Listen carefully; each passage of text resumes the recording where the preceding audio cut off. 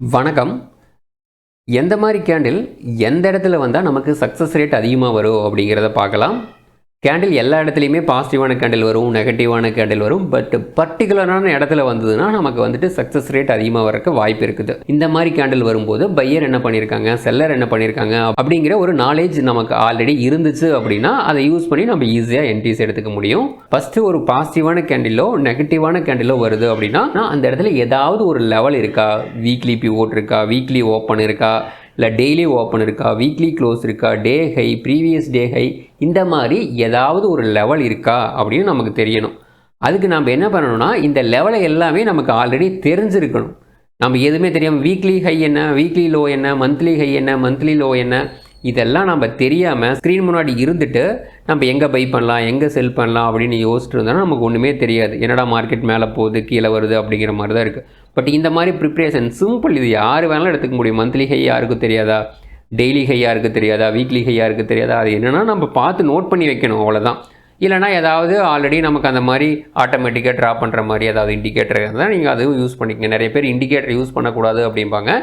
Indicator அப்படிங்கிறது நம்ம ஒர்க்கை கம்மி பண்ணி கொடுக்கும். அதுக்காக தான் நம்ம இண்டிகேட்டர் யூஸ் பண்ணுறோம். இப்போ நம்ம நடந்தும் போகலாம், பஸ்லேயும் போகலாம், கார்லேயும் போகலாம். ஸோ அந்த மாதிரி தான் இண்டிகேட்டர் அப்படிங்கிறது. நம்ம அதை எப்படி யூஸ் பண்ணிக்கிறோம் அப்படிங்கிறத பொறுத்து தான் இருக்குது அதனுடைய சக்ஸஸ் ரேட். ஓகேங்களா?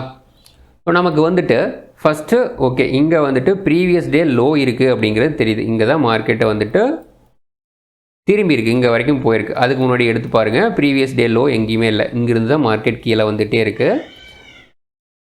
ஸோ இந்த இடத்துல ப்ரீவியஸ் டே லோ இருக்குது. நமக்கு ஆல்ரெடி இங்கே ட்ரா பண்ணியிருக்கும். நம்ம ஆட்டோமேட்டிக்காக நம்ம ட்ரா பண்ணுற மாதிரி தான் வச்சுருக்கோம். ப்ரீவியஸ் டே லோ இங்கே பார்த்தீங்கன்னா ஒய் லோ அப்படின்னு இருக்குது பார்த்தீங்களா. ஒய் லோவில் நமக்கு ஒரு நெகட்டிவ் கேண்டில் வருது, ஸ்ட்ராங் நெகட்டிவ் கேண்டில் வருது. இங்கேருந்து செல்லிங் வருது அப்படிங்கிறது நமக்கு தெரிஞ்சிருது. செல்லிங் வரும்போது என்ன பண்ணலாம், இந்த லோ பிரேக் ஆனோன்னா நமக்கு ஒரு செல் என்ட்ரி கிடைக்குது.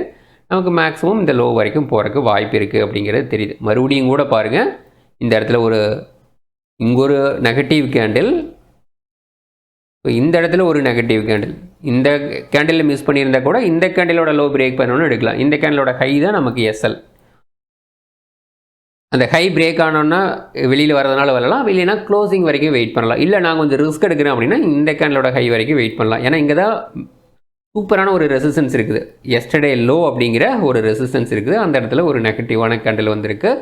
ஸோ இது நமக்கு இந்தளவுக்கு ப்ராஃபிட் கிடச்சிருக்கு. இங்கே ஒரு பாசிட்டிவான கேண்டில் வந்துருச்சு. பாசிட்டிவான கேண்டில் ஏன் அப்படின்னு சொல்கிறேன்னா, இங்கே விக்கு பெரிய விக்காக இருக்குது. இது ஒரு ஹேமர் கேண்டில் அப்படின்னு சொல்லுவோம். இங்கிருந்து பையர்ஸ் கொஞ்சம் புஷ் பண்ணி மேலே கொண்டு வரக்கு ட்ரை பண்ணியிருக்காங்க அப்படிங்கிறது தெரியுது. இந்த லோவில் சப்போர்ட் எடுத்திருக்கு. மார்க்கெட்டு ஃப்ரைடே பார்த்தீங்கன்னா மொத்தமே இவ்வளோ தான் மூவ்மெண்ட்டும். ஃபஸ்ட்டு ஒரே கேண்டிலில் எல்லா மூவ்மெண்ட்டும் நடந்துருச்சு. அந்த டே ஃபுல்லாக அதுக்குள்ளே தான் ட்ராவல் ஆகிட்டே இருந்திருக்கு. ஓகேங்களா? இதை நம்ம ஜோனாக ட்ரா பண்ணிக்க முடியும். இங்கே பார்த்தீங்கன்னா இன்செட் போயிட்டு நீங்கள் எந்த சாஃப்ட்வேர் யூஸ் பண்ணிங்கனாலும் அதை ஜோனாக கன்வெர்ட் பண்ணி நீங்கள் ட்ரா பண்ணிக்கிங்க. ஸோ நமக்கு இங்கே ஜோன் தெரியாது. நம்ம இந்த கேண்டில் வந்தோடனே இந்த இடத்துல ஜோன் அப்படிங்கிறத முடிவு பண்ணிக்கலாம். ஓகேங்களா?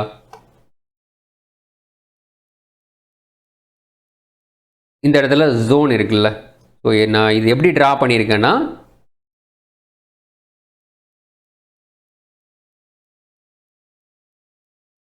நான் இது எப்படி ட்ரா பண்ணியிருக்கேன் அப்படின்னா, ஸோ இந்த கேண்டிலோட ஓப்பன்லேருந்து இதனுடைய ஓப்பன் இந்த இடத்துல ஒரு ஜோன் இருக்குது, சப்போர்ட் ஜோனோ ரெசிஸ்டன்ஸ் ஜோனோ இருக்குது அப்படின்னு நான் ட்ரா பண்ணியிருக்கேன். தென் இங்கேயும் பார்த்திங்கன்னா இங்கே ஒரு ஜோன் ட்ரா பண்ணிட்டேன். ஸோ இந்த எஸ்டர்டே லெவலிருந்து இந்த கேண்டிலோட க்ளோசிங்க்கு ஒரு ஜோன் ட்ரா பண்ணிட்டேன். ஓகேங்களா? மார்க்கெட்டு இந்த லெவல் விட்டு பிரேக் அவுட் ஆகுதான்னு பார்ப்பேன். இல்லைனா இந்த லெவலுக்கு பக்கத்தால் வரும்போது கேண்டில்ஸ்டிக் எப்படி க்ரியேட் ஆகுது அப்படிங்கிறத பார்ப்பேன். ஓகேங்களா? ஸோ இங்கே ஒரு நெகட்டிவ் கேண்டில் வந்திருக்கு. ஸோ அதனால் நம்ம இதை விட்டுறலாம். ஏன்னா இந்த இடத்துல ரெசிஸ்டன்ஸ் இல்லை. இங்கே ஒரு பாசிட்டிவான கேண்டில் வந்திருக்கு. இதை நீங்கள் ட்ரை பண்ணியிருந்தாலும் பண்ணியிருக்கலாம். ஏன்னா இந்த லோவில் கரெக்டாக ஒரு பாசிட்டிவான கேண்டில், இங்கே ஒரு செல் ட்ரை பண்ணியிருக்கலாம், இங்கே ஒரு பை ட்ரை பண்ணியிருக்கலாம். இங்கே ஒரு நெகட்டிவான கேண்டில் வந்தோடனே நீங்கள் எக்ஸிட் ஆயிடலாம். ஏன்னா மார்க்கெட்டை கொஞ்சம் மூவ்மெண்ட்டு ஸ்லோவாக தான் இருக்குது. சப்போர்ட் ரெசிஸ்டன்ஸ்குள்ளே ட்ரேட் ஆகிற மாதிரி தான் இருக்குது. ஏன்னா இந்த லோ பிரேக் ஆகி கீழே க்ளோஸ் வைக்க முடியல. தென் மறுபடியும் மார்க்கெட் கீழே வந்த மார்க்கெட் இந்த ஜோனில் கரெக்டாக சப்போர்ட் எடுத்து ஒரு மார்னிங் ஸ்டார் போட்டிருக்கு. இந்த ஹை பிரேக் ஆனோடனே நீங்கள் என்ட்ரி எடுக்கிறதுனா எடுக்கலாம். எங்கேயாவது நெகட்டிவ் கேண்டில் வந்திருக்கா, இந்த இடத்துல தான் நெகட்டிவ் கேண்டில். ஸோ இந்த இடத்துல எக்ஸிட் ஆகிட்டு இந்த இடத்துல நம்ம நெகட்டிவ் சைடு ஏதாவது ட்ரை பண்ணனா பண்ணலாம். ஏன்னா இங்கே ஆல்ரெடி ஒரு ஜோன் ட்ரா பண்ணி வச்சுருக்கோம். ஸோ மார்க்கெட் கீழேயே வந்துட்டுருக்கு. இந்த இடத்துல ஒரு பாசிட்டிவான கேண்டில் வந்திருக்கு பார்த்தீங்களா. பாசிட்டிவான கேண்டில் ஏன் சொல்கிறேன்னா விக்கு பெருசாக இருக்குது. ஸோ இந்த இடத்துல கூட நீங்கள் எக்ஸிட் ஆகிக்கலாம். இந்த இடத்துல என்ட்ரி ஆகிருந்தால் இந்த இடத்துல நம்ம எக்ஸிட் ஆகிக்கலாம். ஸோ அதே மாதிரி மறுபடியும் பையிங் என்ட்ரி ஏதாவது இந்த இடத்துல போக மாட்டோம். ஏதாவது சப்போர்ட் ஜோன் இங்கே எதுவுமே இல்லை. இந்த இடத்துல தான் ஒரு சப்போர்ட் ஜோன் வருது. இந்த இடத்துல ஒரு விக்கு கொஞ்சம் பெருசாக வருது. இந்த இடத்துல பையிங் ட்ரை பண்ணியிருந்தீங்கன்னா இந்த இடத்துல விக்கு பெருசாக வந்திருக்கு டாப் சைடு. ஸோ அதனால் இந்த இடத்துல எக்ஸிட் ஆகிற மாதிரி இருக்கும். ஸோ இது எல்லாமே நமக்கு ரிஸ்க்கான ட்ரேடு தான். மார்க்கெட் இந்த லோ பிரேக் ஆகாது அப்படின்லாம் சொல்லவே முடியாது. லோ பிரேக் ஆகி கீழே 5 மினிட்ஸ் க்ளோஸ் வச்சுது அப்படின்னா நம்ம பேசாமல் வெளியில் தான் வந்துடணும். நம்ம வந்துட்டு ஏதாவது ஒரு பாசிட்டிவான கேண்டில் வரும்போது என்ட்ரி எடுத்தால் தான் நமக்கு அது மேலே போகுதா கீழே வருதான்னு தெரியும். நம்ம வேடிக்கை மட்டுமே பார்த்துட்டு இருந்தோம், ஓகே கீழே பிரேக் அவுட் ஆகிட்டா என்ன பண்ணுறது அப்படிங்கிறத யோசிச்சிட்டே இருந்தோம் அப்படின்னா நம்ம என்ட்ரி எடுக்க முடியும். ஓகே ஆல்ரெடி நம்ம ப்ரிப்பேர்டாக இருக்கோம்.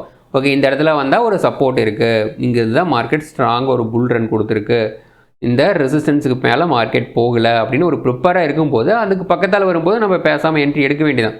அந்த லோவோ ஹையோ எஸ்எல் வச்சுட்டு நம்ம என்ட்ரி எடுத்துகிட்டே இருந்தோம் அப்படின்னா நமக்கு ஃபஸ்ட்டு ஒரு 2-3 டைம், ஒரு 4-5 டைம், ஒரு 10 டைம், 20 டைம் கஷ்டமாக இருக்கும். போக போக நமக்கு ஈஸியாக ப்ராக்டிஸ் ஆகிடும். நம்ம ஈஸியாக மேனேஜ் பண்ண முடியும். நிஃப்டிக்கு மட்டும்தான் இந்த மாதிரியா அப்படின்னா இல்லை. கோல்டுக்கு பாருங்கள் எவ்வளோ சூப்பராக நடந்திருக்குன்னு. நம்ம கோல்டு இந்த கேண்டில் வச்சுட்டு தான் மார்க்கெட்டில் இன்னொரு 4-6 மந்த்துக்கு இந்த ஹை பிரேக் பண்ணுறக்கு வாய்ப்பு இல்லை அப்படின்னு சொல்லியிருந்தோம். ஏன் அப்படின்னா நம்ம சும்மா சொல்ல, இதுக்கு முன்னாடிலாம் அந்த மாதிரி நடந்திருக்கு. அதனால இதுவும் அந்த மாதிரி இருக்கிறதுக்கு வாய்ப்பு இருக்குன்னு தான் சொல்லியிருக்கோம். நடக்காது அப்படின்னு கன்ஃபார்மாக சொல்லலை. சப்போஸ் இதுக்கு மேலே க்ளோஸ் ஆகிட்டால் அந்த பேட்டர்ன் வேலிட் இல்லாமல் போயிடும். பட் இங்கே இவ்வளவு வந்த மார்க்கெட் இதனுடைய ஹை பிரேக் ஆகவே இல்லை பார்த்தீங்களா. ஸோ மறுபடியும் இதனுடைய க்ளோஸுக்கு கீழே கொண்டு வந்து க்ளோஸ் வச்சுருக்கான். நமக்கு அடுத்த வாரம் எந்த அளவுக்குள்ள ரெசிஸ்டன்ஸாக இருக்கும், இந்த இடத்துல ரெசிஸ்டன்ஸாக இருக்கிறதுக்கு வாய்ப்பு இருக்குது. ஏன்னா கிட்டத்தட்ட ஒரு 3 வீக்ஸாக இது இந்த க்ளோசிங்க்கு மேலே மார்க்கெட் க்ளோஸ் பண்ண முடியல. $3350 அப்படிங்கிறது இன்னும் வரும் வாரங்களில் ரெசிஸ்டன்ஸாக இருக்கும் அப்படிங்கிறத நம்ம ஈஸியாக கண்டுபிடிச்சிக்கலாம். கீழே வந்துன்னா இந்த லெவல் சப்போர்ட்டாக இருக்கும். ஸோ ஏன்னா இதுக்கு கீழே க்ளோஸ் வைக்க முடியல. ஸோ இந்த லெவலை நம்ம மார்க் பண்ணி வச்சுக்கணும். ஓகே இந்த இடத்துல ஏதாவது நடக்குதா அப்படின்ட்டு மார்க் பண்ணி வச்சுக்கணும்.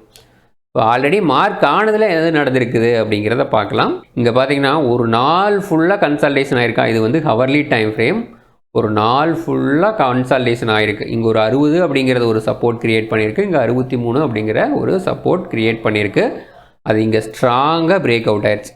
இந்த ரெசிஸ்டன்ஸுக்கு மேலே க்ளோஸ் வச்சுட்டு இந்த லோக்கு கீழே க்ளோஸ் வைக்குது அப்படின்னா மார்க்கெட்டில் இங்கே ட்ராப் நடந்திருக்கு அப்படிங்கிறத நம்ம கவனிச்சுக்கணும். ஓகே இங்கே எல்லாமே பையிங் போகிற மாதிரி காட்டிட்டு நமக்கு செல் கொண்டு வந்திருக்காங்கங்கிறத நமக்கு தெரிஞ்சுக்கணும். ஸோ அப்படிங்கும்போது இங்கே செல் சைடு வேலிடாக இருக்கிறதுக்கு வாய்ப்பு இருக்குது அப்படிங்கிறத நமக்கு தெரிஞ்சுக்கணும். இது க்ளோஸ் ஆன பின்னாடி நமக்கு தெரியும். இந்த கேண்டிலில் செல் எடுக்கலாமா, எடுக்கக்கூடாது. நமக்கு சப்போர்ட்டோ ரெசிஸ்டன்ஸ்லேயே அதாவது பாசிட்டிவான கேண்டிலோ நெகட்டிவான கேண்டிலோ வரணும்.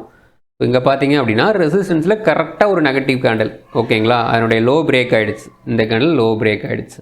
லோ பிரேக் ஆனோன்னா நமக்கு எது ஸ்டாப் லாஸ், இந்த ஹைக்கு மேலே தான் ஸ்டாப் லாஸ்.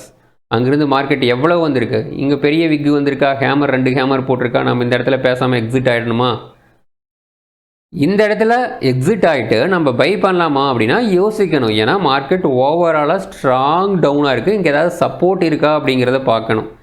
இந்த இடத்துல ஒரு சப்போர்ட் இருக்குது, ஒய்லோ அப்படிங்கிற ஒரு சப்போர்ட் இருக்குது. தென் வீக்லி டாப் சிபிஆரோட சப்போர்ட் இருக்குது 32.77 ஓகேங்களா. தென் இங்கே ஒரு ஜோன் இருக்குது பாருங்கள். இங்கே வந்து சப்போர்ட் எடுத்திருக்கு, சப்போர்ட் இந்த இடத்துல வந்து ரெசிஸ்டன்ஸ் எடுத்திருக்கு. அப்படிங்கும்போது இந்த ஜோன் சப்போர்ட்டாக இருக்கிறதுக்கு வாய்ப்பு இருக்குது அப்படிங்கிறத நமக்கு தெரிஞ்சிடும். நான் வந்துட்டு இந்த ஜோன் இந்த சிபிஆர் இருக்கும்போது இந்த இடத்துல கேண்டில் வந்து திரும்பி இருக்கா அப்படின்ட்டு பார்த்தா ஓகே இந்த இடத்துல நிறையா ஒரு சப்போர்ட் ரெசிஸ்டன்ஸ் எடுத்திருந்தது. அதனால ஓகே இந்த ஜோன் சப்போர்ட்டாக இருக்கிறதுக்கு வாய்ப்பு இருக்குது அப்படின்னு நம்ம தெரிஞ்சுக்கிட்டோம். தென் இங்கே பார்த்தீங்க அப்படின்னா 4 ஹவரில் ஒரு ஸ்ட்ராங் விக்கு வந்திருக்கு, ஒரு பாசிட்டிவான கேண்டில். அட்லீஸ்ட் இந்த ஹை பிரேக் ஆனோன்னா பையிங் மார்க்கெட் நமக்கு இந்த லெவல் வரைக்கும் வந்திருக்கு. பட் டவுன் ட்ரெண்ட் தான் இருந்தாலுமே ஒரு கேண்டில் ஸ்டிக், ஒரு சப்போர்ட் ரெசிஸ்டன்ஸ், நீங்கள் இந்த கேண்டில் ஸ்டிக் பார்க்காம இந்த சப்போர்ட் வரும்போது கூட ட்ரை பண்ணியிருக்க முடியும். கொஞ்சம் எக்ஸ்பீரியன்ஸாக இருந்தீங்க அப்படின்னா இதுக்கு கீழே லோ ஸ்டாப் லாஸ் வச்சுக்கணும். இந்த இடத்துல ஒரு சப்போர்ட் ஜோன் ஸ்ட்ராங்காக இருக்கும்போது இங்கே 2 பாசிட்டிவான கேண்டில் வந்திருக்கு. அப்படிங்கும்போது இந்த சப்போர்ட்டுக்கு பக்கத்தால் வரும்போது நம்ம ட்ரை பண்ணலாம். அட்லீஸ்ட் இந்த ஒய்லோக்கு மேலே மார்க்கெட் ஸ்டேபிளாக அப்படியே நிற்கிது பார்த்தீங்களா, ஒரு 15 மினிட்ஸ் க்ளோஸ் ஆகிருக்கு பார்த்தீங்களா, அந்த இடத்துல நம்ம ஒரு லாங் சைடு ட்ரை பண்ண முடியும். இங்கேயும் பார்த்தீங்கன்னா வீக்லி பிவோட் வந்து ரெசிஸ்டன்ஸ் எடுத்துகிட்டு இருக்குது மார்க்கெட். ஸோ இந்த இடம் strong resistance 360 to 363 strong resistance. வீக்லியில் நம்ம என்ன பார்த்தோம், 350 ஸ்ட்ராங் ரெசிஸ்டன்ஸ் அப்படின்னு பார்த்தோம். இதெல்லாம் நம்ம ஞாபகம் வச்சுருக்கணும் என்ட்ரி எடுக்கும்போது. 350க்கு பக்கத்தால் வரும்போது ஏதாவது நெகட்டிவான கேண்டில் வருது, இல்லை அப்படின்னா 360 பக்கத்தால் வரும்போது ஏதாவது நெகட்டிவான கேண்டில் வருது அப்படின்னா நம்ம அந்த ஹை எஸ்எல் வச்சுட்டு கன்ஃபார்மாக நம்ம செல் சைடு ட்ரை பண்ணணும். ட்ரை பண்ணிங்க அப்படின்னா தான் பயம் போகும். அது ஸ்டாப் லாஸே அடித்தாலும் சரி, நான் ஸ்டாப் லாஸ் அடிக்காதெல்லாம் சொல்ல வரல, கரெக்டான இடத்துல பையோ செல்லோ நம்ம கன்ஃபார்மாக பண்ணி பழகணும். வேடிக்கை மட்டும் பார்த்துட்டு இருக்கக்கூடாது. அதே மாதிரி நமக்கு தெரியாத இடத்துல நம்ம போய் ஏதோ ஒரு என்ட்ரி கண்டிப்பாக எடுக்கக்கூடாது.